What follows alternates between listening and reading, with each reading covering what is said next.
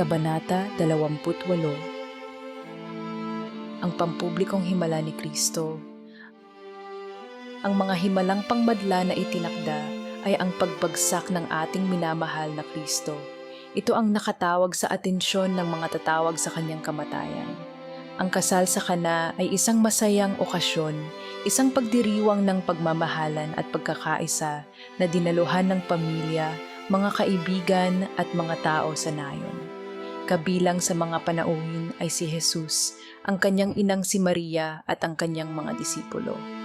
Sa panahon ng kasiyahan, lumitaw ang isang isyu na nagbabantang magdala ng kahihiyan sa mga host na ubos na ang alak.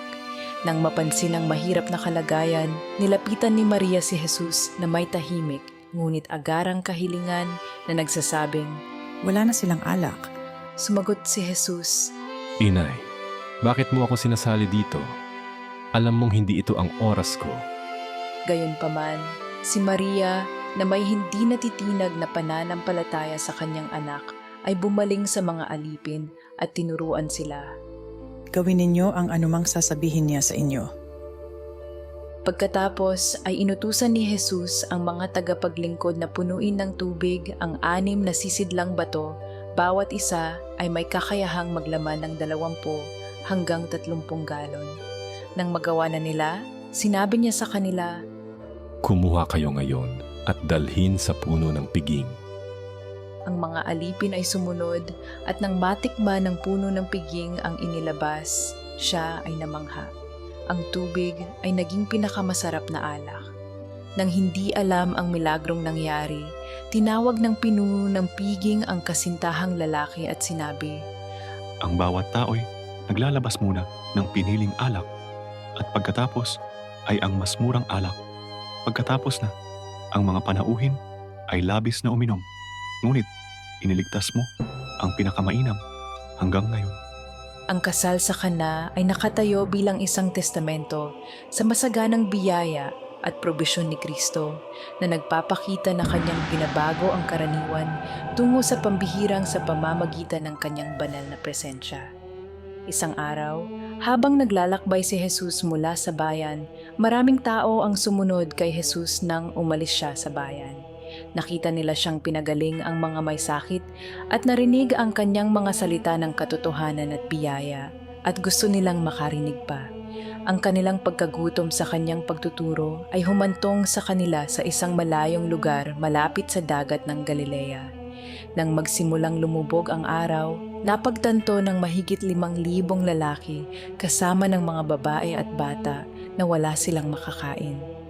Nang makita ito, si Jesus, na puno ng habag, ay lumingon sa kanyang alagad na si Felipe at nagtanong, Saan tayo makakabili ng tinapay para sa mga taong ito? Si Philip, na nakatingin sa napakaraming tao, ay nabigla. Kahit 8 buwang sahod ay hindi sapat para magkaroon ng kaunti ang bawat tao. Sagot niya. Pagkatapos ay nag-alinlangan na nagsalita si Andres, isa pang alagad.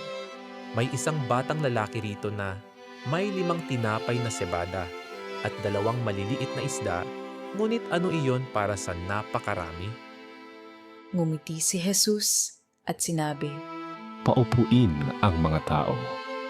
Inayos ng mga alagad ang karamihan sa madaming burol. Pagkatapos, kinuha ni Jesus ang 5 tinapay at 2 isda, itinaas ang kanyang mga mata sa langit at nagpasalamat. Hinati niya ang tinapay at isda at ibinigay sa kanyang mga disipulo upang ipamahagi. Habang ang pagkain ay ipinasa mula sa isang tao patungo sa isa pa, isang himala ang naganap, ang tinapay at isda ay hindi naubos. Gaano man karaming mga kamay ang naabot, palaging may higit na maibibigay. Kumain ng mga tao hanggang sa sila ay mabusog. Nang matapos ang lahat, sinabi ni Jesus sa kanyang mga alagad, Tipunin ang mga natira upang walang masayang. Nakatipon sila ng 12 bakol ng natirang tinapay at isda. Ang mga tao ay namangha at nagbulungan sa isa't isa. Tiyak na ito ang propeta na ipinangakong darating. Ang himalang ito ay higit pa sa pagpapakain sa mga nagugutom. Ito ay tanda ng kapangyarihan ni Jesus na maglaan magpakarami at tumulong. Kumuha siya ng isang maliit na handog at ginawa itong isang masaganang piging, tulad ng pag-aalay niya sa kalaunan bilang tinapay ng buhay para sa lahat ng naniniwala sa kanya. Ang pagpapakain sa 5,000 ay nagpakita ng walang limitasyong pagkabukas palad ng Diyos na nagpapalusog sa katawan at kaluluwa. Tahimik ang bayan ng Betanya sa sikat ng araw sa hapon, hindi alam ng mga tao nito na may magaganap na malaking himala. Si Lazarus, ang kapatid ni na Maria at Marta, ay 4 na araw ng patay na tinatakan sa isang libingan ng isang mabigat na bato. Nagpadala ang magkapatid na babae kay Jesus, umaasang darating siya sa tamang panahon upang iligtas siya, ngunit naghintay pa si Jesus ng 2 araw bago simulan ang kanyang paglalakbay. Nalito ang kanyang mga alagad sa pagkaantala. Panginoon, kung siya ay may sakit, hindi ba dapat namin siyang puntahan? Tanong nila. Sumagot si Jesus, Ang sakit na ito ay hindi magtatapos sa kamatayan, kundi luluwalhatiin ang Diyos. Si Lazaro ay natutulog at kailangan ko siyang gisingin. Hindi pa rin nauunawaan, ang mga disipulo ay nag-alinlangan hanggang sa sinabi ni Jesus ng malinaw. Si Lazaro ay patay. At alang-alang sa inyo, ako'y nagagalak na wala ako roon, upang kayo'y manampalataya. Tayo'y pumunta sa kanya. Nang makarating sila sa Betanya, ang bayan ay nagdadalamhati. Nagtipo ng mga kaibigan at pamilya para aliwin sina Maria at Marta na nagdadalamhati. Nang marinig ni Marta na dumating si Jesus, tumakbo siya upang salubungin siya na tumulo ang mga luha sa kanyang mukha. Panginoon, kung narito ka, hindi sana namatay ang aking kapatid, ngunit kahit ngayon, alam kong ibibigay ng Diyos ang anumang hingin mo. Tiningnan siya ni Jesus ng may matinding habag. Babangon muli ang iyong kapatid.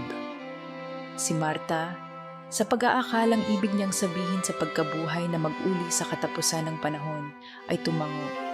Alam kong siya ay muling babangon sa pagkabuhay na mag-uli. Pagkatapos ay sinabi ni Jesus ang mga salitang umaaling-aungaw sa paglipas ng panahon. Ako ang pagkabuhay na mag-uli at ang buhay. Ang sumasampalataya sa akin ay mabubuhay kahit na siya ay mamatay. Naniniwala ka ba dito? Sa pamamagitan ng kanyang kalungkutan, sinabi ni Marta, Oo, Panginoon, naniniwala ako na ikaw ang Kristo, ang anak ng Diyos. Hindi nagtagal ay nilapitan ni Maria si Jesus, nagpatira pa sa kanyang paanan. Nanginginig ang boses niya sa kalungkutan. Panginoon, kung narito ka sana, hindi sana namatay ang aking kapatid. Nang makita ang kalungkutan ni Maria at ng mga nakapaligid sa kanya, umiyak si Jesus.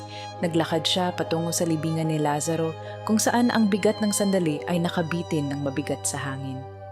Alisin mo ang bato. Utos niya. Nag-alinlangan si Marta. Panginoon, 4 na araw na siyang patay. Lalakas ang amoy. Malumanay na pinaalalahanan siya ni Jesus. Hindi ba sinabi ko sa iyo na kung maniniwala ka, makikita mo ang kaluwalhatian ng Diyos? Sa kanyang salita, ang bato ay nagulong. Ang mga tao ay tumahimik. Ang kanilang mga puso ay tumibok sa pag-asa. Itinaas ni Jesus ang kanyang mga mata sa langit. Ama, nagpapasalamat ako sa iyong pakikinig sa akin. Sinasabi ko ito upang ang mga nakatayo rito ay maniwala na ikaw ang nagpadala sa akin. Pagkatapos, sa tinig ng banal na awtoridad, siya ay sumigaw. Lazarus, lumabas ka. Isang katahimikan ang bumagsak sa karamihan. Pagkatapos, mula sa kadiliman ng libingan, si Lazarus na nakabalot pa rin ng mga telang panglibing at napakitang buhay. Mga hingal at hiyaw ng pagkamangha ang umaling-aungaw sa karamihan. Ang iba ay napaluhod, ang iba naman ay bumulong sa pagkamangha. Lumingon si Jesus sa kanila at sinabi, Alisin ang mga pambalot at palayain siya. Nagmamadaling lumapit sina Maria at Marta, niyakap ang kanilang kapatid sa maluhaluhang kagalakan. Ang mga bulong ng pagtataka ay naging mga sigaw ng papuri dahil nasaksihan nila ang isang himala na hindi katulad ng iba. Ngunit, hindi lahat ay natuwa. Mabilis na kumalat ang balita tungkol sa nangyari sa mga pariseo at mga pinuno ng relihiyon. Ang kanilang pagkamangha ay nauwi sa takot at mula sa sandaling iyon, sila ay nagbalak na kunin ang buhay ni Jesus na hindi alam na siya ay may hawak na kapangyarihan kahit sa kamatayan mismo.